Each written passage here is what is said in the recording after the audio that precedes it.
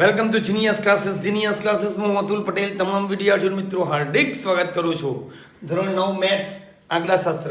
તો મિત્રો આજે આપણે ધોરણ 9 મેથ્સમાં આંકડાશાસ્ત્રમાં લેક્ચર 1 ની અંદર જોઈએ કે 20 વિદ્યાર્થીઓએ 10 ગુણમાંથી મેળવેલા ગુણ નીચે પ્રમાણે છે. એટલે તમારી સ્કૂલમાં એક્ઝામ લેવાય એ 20 માર્કની એક્ઝામ લેવાય, સોરી 10 માર્કની એક્ઝામ લેવાય, શનિવારે એક્ઝામ લેવાય ને 10 ગુણની એક્ઝામ લેવાય. એ 10 ગુણની એક્ઝામમાં માર્ક અહીં નીચે પ્રમાણે આપ્યા છે, બરાબર છે. એ માર્ક હું તમને લખું છું કે એ માર્ક છે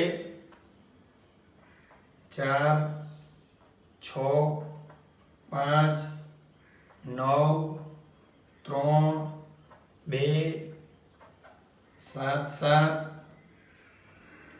6, 5, 4, 9, 10, 3, 4, 7, 8, 9 અને 9, બરાબર છે. તો આ રીતે 1, 2, 3, 4, 5, 6, 7, 8, 9, 10, 11, 12, 13, 14, 15, 16, 17, 18, 19 ને 20 વિદ્યાર્થી છે. એના ગણિતમાં આવેલા માર્ક નીચે પ્રમાણે છે. પહેલા વિદ્યાર્થી 10 માંથી 4 માર્ક લાવ્યો, બીજો વિદ્યાર્થી 10 માંથી 6 લાવ્યો, ત્રીજો વિદ્યાર્થી 10 માંથી 5 લાવ્યો, ચોથો વિદ્યાર્થી 10 માંથી 9 લાવ્યો. એમ કરતા કરતા 20 વિદ્યાર્થીઓના ગણિતના 20 માંથી આવેલા માર્ક છે, બરાબર છે. તો એનો મધ્યક શોધો. પહેલા મધ્યક શોધવાનો છે. તો મિત્રો મધ્યક એટલે શું, તમને જરાક શોર્ટમાં માહિતી આપું. એ મધ્યક મતલબ શું? માનો કે વિરાટ કોહલી 5 ઇનિંગ રમે છે. અત્યારે ઇંગ્લેન્ડ સાથે મેચ ચાલે છે. તો પહેલી મેચમાં વિરાટ કોહલી 40 રન મારે, બીજી મેચમાં વિરાટ કોહલી 100 મારે, ત્રીજી મેચમાં વિરાટ કોહલી 70 મારે, ચોથી મેચમાં 10 મારે અને પાંચમી મેચમાં માનો કે 20 મારે. આ રીતે 5 ડાઉન રમે છે વિરાટ કોહલી. કેટલા ડાઉન રમે છે? 5 ડાઉન. પછી તમે ટીવી પર જોતા હશે તો તમને ખ્યાલ આવશે કે એવરેજ લખાય છે કે ભાઈ વિરાટ કોહલીની એવરેજ, ઇંગ્લેન્ડ પ્રવાસ દરમિયાન વિરાટ કોહલીની એવરેજ, વન ડેની એવરેજ બધા ખેલાડીને લખાય. તો વિરાટ કોહલીની એવરેજ એટલે શું? એવરેજ એટલે કહેવાય મધ્યક. વિરાટ કોહલીની શું એવરેજ? શું એવરેજ એટલે સરેરાશ. એનું બીજું નામ મધ્યક, ત્રીજું નામ સરાસરી, બરાબર છે. અને ચોથું નામ શું? એને સંકેતમાં કહેવાય x બાર, બરાબર. તો એની એવરેજ કહેવાય. વિરાટ કોહલીની 5 મેચમાં એવરેજ કેટલી? 5 મેચના સરેરાશ રન કેટલા, સરાસરી રન કેટલા, મધ્યક કેટલો, એવરેજ કેટલી? તો આને કહેવાય એવરેજ. એટલે કે 5 પહેલામાં 40 માર્યા, બીજામાં 100 માર્યા છે, ત્રીજામાં 70, ચોથામાં આ જે મેચની એવરેજ છે આને ખાઈ ગયો. 10 રન જે માર્યા તે આ બેમાં જે સારા રન માર્યા છે તે આ ગળી ગયો, આના રન આ ગળી ગયો, એને ટૂંકમાં કહેવાય ખાઈ ગયો. એવરેજ તૂટી ને આ પણ તૂટી, બરાબર છે. તો ચાલો મિત્રો અહીંયા આપણે એની એવરેજ શોધવી હોય તો શું કરવાનું? એવરેજ શોધવી હોય તો x બાર બરાબર સિગ્મા xi છેદમાં. આનો મતલબ શું? સિગ્મા. આનો મતલબ શું? સિગ્મા. સિગ્મા એટલે સરવાળો અને xi એટલે અવલોકન. અને સિગ્મા xi એટલે અવલોકનોનો સરવાળો.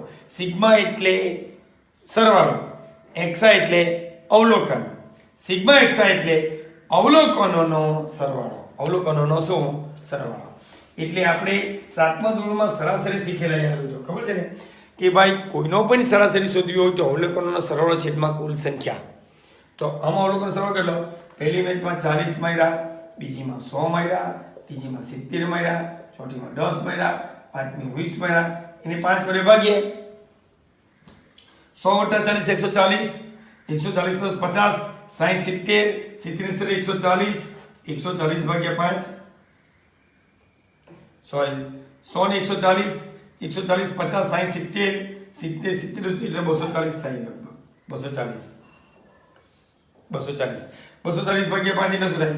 5 ચોક 20, 5 અઠામ 40, એટલે જવાબ આવે 48.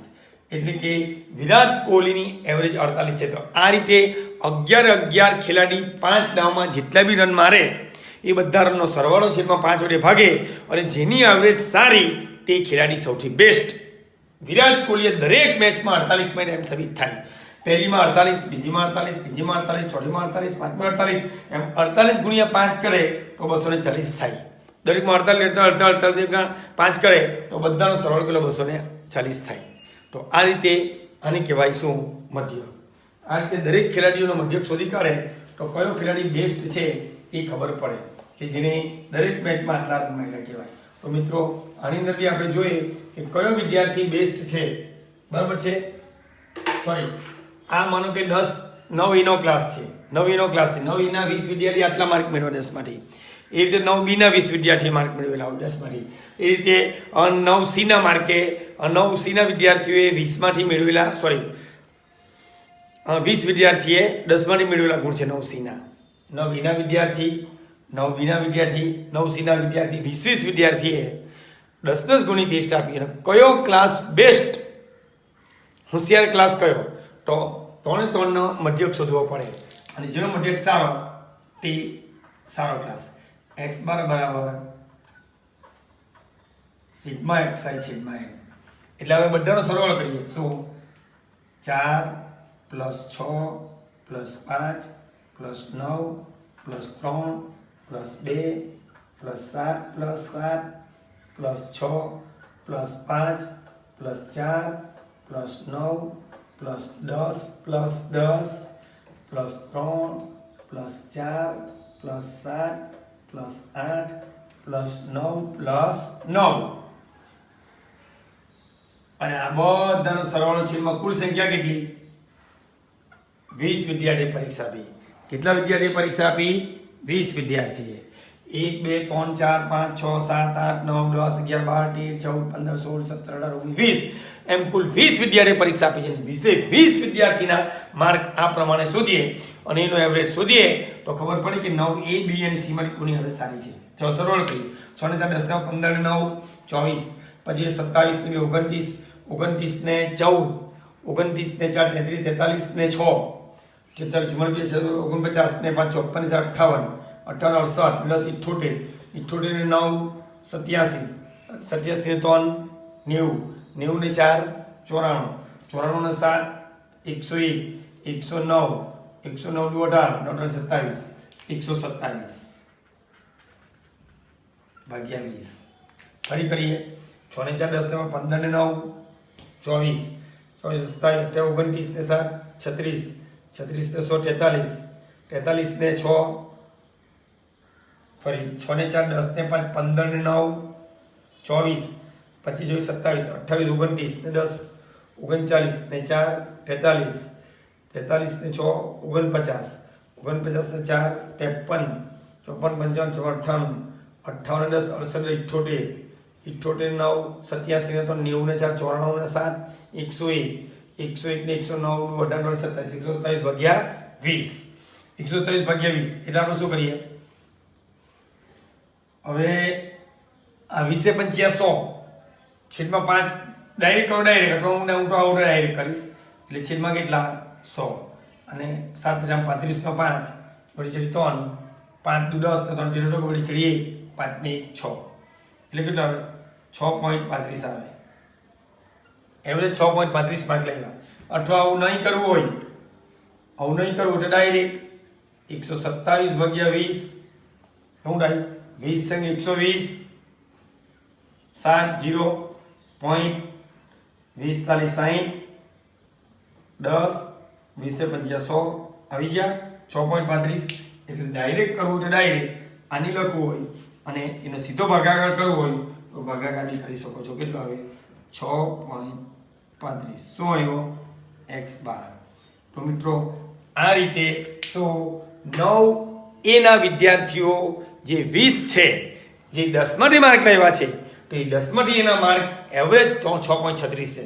એટલે 20 વિદ્યાર્થીઓના જે માર્ક છે એ જે માર્કમાં 10 ની ગુણની ટેસ્ટમાં એના 6.35 માર્ક એવરેજ આવ્યા. દરેક વિદ્યાર્થી 6.35 લાવ્યા. એનો મતલબ કે 9 એનો રેન્ક 6.35.